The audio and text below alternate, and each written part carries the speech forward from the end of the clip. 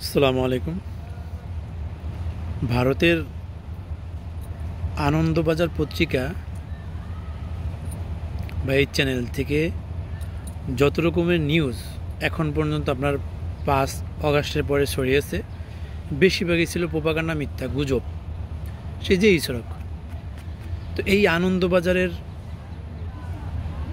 পত্রিকা থেকে নিয়ে একটা তথ্য শেয়ার করছে এবং আপনার কন্টেন্ট করছে। ওনার নাম হলো আপনার মঞ্জুরুল করিম পান্না। তো ওখানে মিথ্যাই ছিল বেশিরভাগই।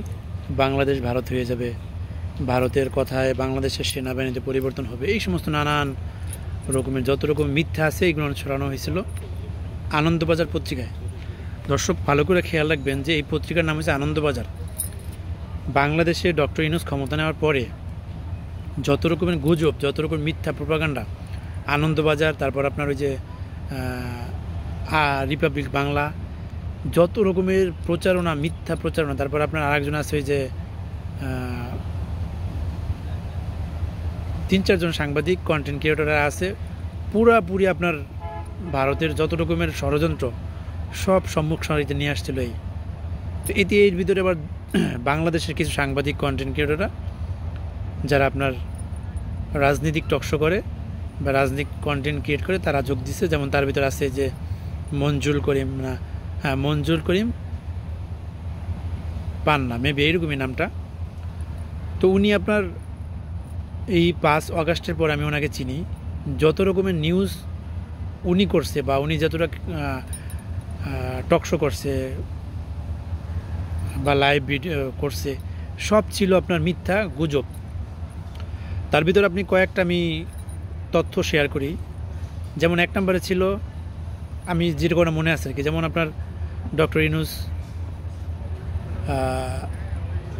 সেন্ট মার্টিন আমেরিকাকে দিয়ে দেবে, তারপর আপনার আমেরিকার আলাদা একটা খ্রিস্টান রাষ্ট্র হবে চট্টগ্রাম সীমান্তে, এরকম কক্সবাজার।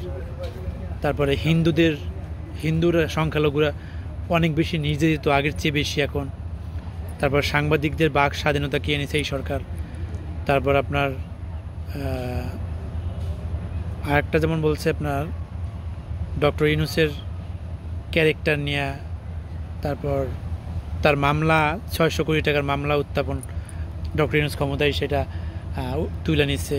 এরকম নানান সুবিধা, নানান রকমের মিথ্যা যত রকম তথ্য আছে সব এই মঞ্জুরুল করিম ছড়াইছে। তারপরে ভিতর এই রিসেন্ট একটা নিউজ ছড়াইছে আপনার যে কক্সবাজার এনসিপির নেতারা কক্সবাজার গেছে পিটার হাসের সাথে বৈঠক করতে। এই নিউজটা কিন্তু ওনারাই ছড়াইছে, উনি। তারপর আপনার এই মঞ্জুরুল হক পান্না, তারপর আছে হইল নবনীতা চৌধুরী, ডিবিসি নিউজে ছিল আগে, শয়তান। যত রকমের গুজব আছে। হ্যাঁ, আরেকটা জিনিস আপনার সাংবাদিকরা বলতে পারে যে হইতে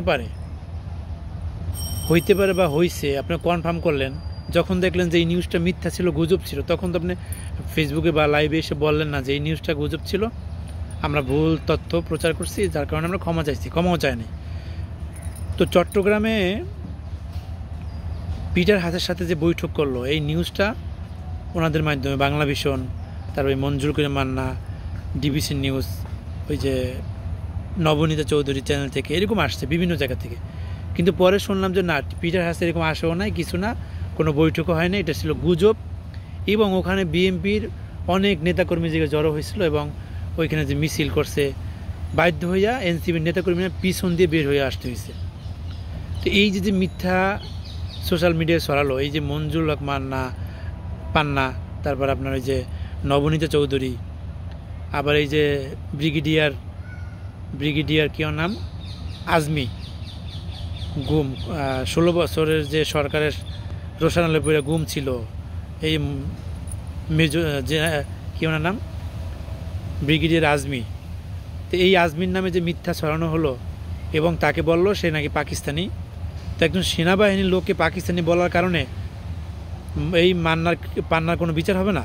উল্টা সে বলল কি যে রয়ের চেহারা কেমন, আমরা রয়ের, আজমি নাকি বলছে তারা রয়ের দালাল। হ্যাঁ, রয়ের দালাল তো আমিও বলি। এই যে পান্না, তারপর আপনার যে নবনীতা চৌধুরী, তারপর আরও কিছু কিছু আছে যে ভারতে দালালি করে, প্রকাশ্যে ভারতে দালালি করে। ওই সরকার থাকতে 16 বছর এক সরকার ছিল, তার সময় করছে একরকম, এখন করে আর এক রকম। প্রকাশ্যে ভারতে দালালি করছে, রয়্যাল এজেন্টের কাজ করছে। অথচ এরা এখনও এই সরকারের বিরুদ্ধে নানান রকম প্রোপাগান্ডা মিথ্যা ছড়াচ্ছে। তাদের সরকার কোনো কিছু বলতেছে না, এবং তারা নির্দ্বিধায় স্বাধীনভাবে গণমাধ্যমে মিথ্যা প্রচার করতেছে, তাও তাদের আইনের আওতা আনা হচ্ছে না।